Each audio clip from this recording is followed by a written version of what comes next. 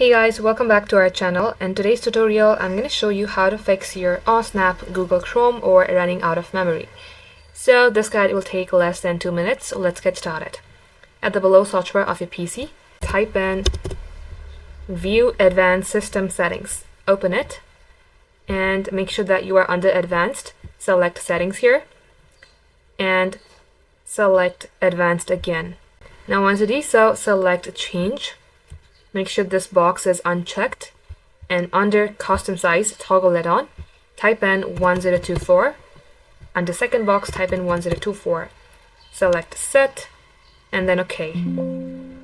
OK, and then this will ask you to simply go ahead and restart your computer.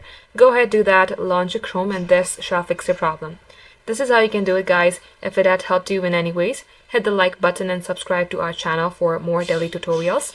And if you want, you can also get a guaranteed answer to your questions and comments by joining our Techmates membership. Members get priority on responses, so the link is right down below.